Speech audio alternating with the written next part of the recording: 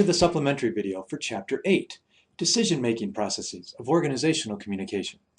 Remember to read through this list of things you should understand after reading this chapter. Helps you know what to focus on and how to study for our unit quizzes.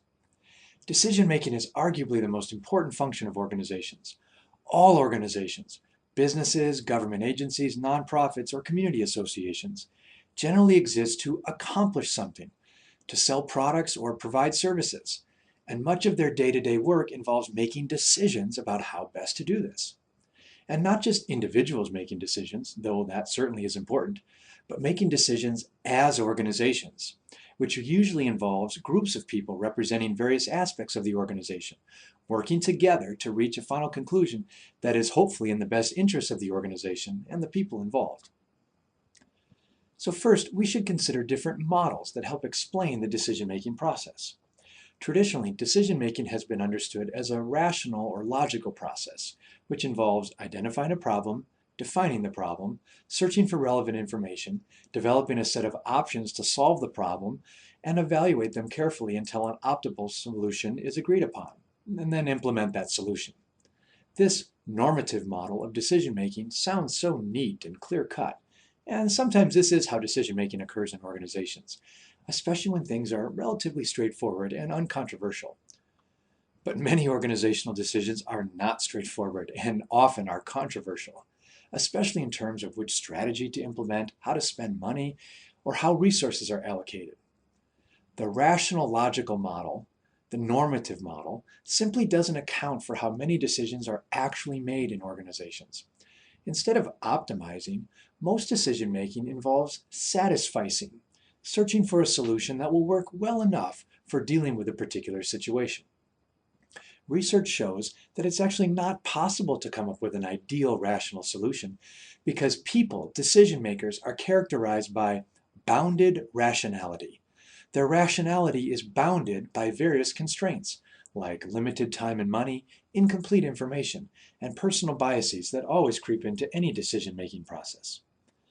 Rational logic decision-making models also assume that people work through a series of linear phases to make decisions. But that's usually not accurate either. In reality, most groups follow a multiple sequence model of decision-making. Research shows that groups go back and forth on a variety of decision paths and are more likely to engage in complicated sequences of cycles rather than clear-cut linear phases. I've certainly experienced this in our faculty meetings. We rarely make straightforward decisions, working linearly from identifying a problem, deliberating about possible solutions, and then simply implementing the decision we voted on. Instead, it's often the case that just when we're about to make a decision, like hiring a new faculty member or changing some aspect of our undergraduate curriculum, someone introduces new information, so we go back and deliberate further, sometimes coming up with new alternatives or even redefining the problem in the first place. So if you actually mapped out our decision-making process, it would look not like a linear progression of phases, but rather a much messier path of multiple sequences, with several problem-solution cycles that feed back upon each other until we reach a final decision. So as you engage in organizational decision-making, it's important that you don't lock yourself into a linear phase model of decision-making, but instead give yourself the flexibility to engage in multiple sequences, which will help you make better decisions. Just be careful of groupthink, which can lock you into a bad decision. Our textbook provides a nice chart to help us recognize the symptoms of groupthink. We also want to look more closely at the role of communication in improving decision-making. Perhaps the most developed body of research in this area is the functional theory of group decision-making, which argues that effective decision-making depends on groups attending to several critical functions through communication. These functions include having a correct understanding of the issues to be resolved, determining the minimal characteristics required in order for an alternative to be acceptable, identifying a relevant and realistic set of alternatives, carefully examining these alternatives in relation to the previously agreed upon criteria, and selecting the alternative that is most likely to have the desired impact on the issue. Communication is effective when it enables groups to accomplish these functions, thus the name functional theory. And as we just discussed, this doesn't have to happen in a linear fashion. Groups should expect to work back and forth across all these functions to reach a good decision. Furthermore, our textbook examines participation and collaboration in organizational decision-making.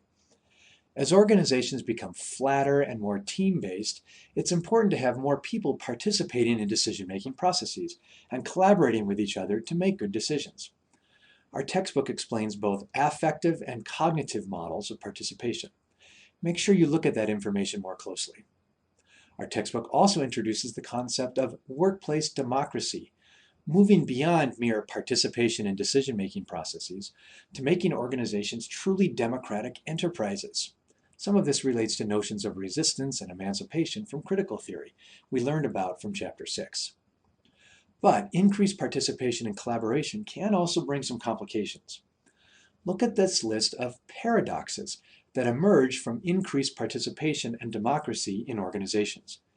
There's no easy answers here, but as we develop our broader knowledge of organizational communication, it's important for us to understand the impacts and effects of participation and decision-making, both the benefits and the complications. Finally, it's important to consider the concept of knowledge for organizational decision-making. After all, making decisions is all about what we know and the new knowledge we create from our decisions. But knowledge isn't a unitary concept. Scholars actually talk about three kinds of knowledge. Synoptic knowledge, which involves abstract representations, usually encoded in instruction manuals or expert systems. Cultural knowledge, which allows people to act in coordinated ways through shared meanings and values. And improvisational knowledge, which people use when they are in new situations and must move beyond what is encoded in synoptic knowledge. All of this comes together in the concept of knowledge management, which is a very popular term in today's organizational world. It's an overarching term to describe all the things organizations do to harness what they know and put this knowledge to good use. Knowledge management is the process of capturing, developing, sharing, and effectively using organizational knowledge. It refers to a multidisciplinary approach to achieving organizational objectives by making the best use of knowledge. So that's it for Chapter 8 and our look at decision-making processes of organizational communication.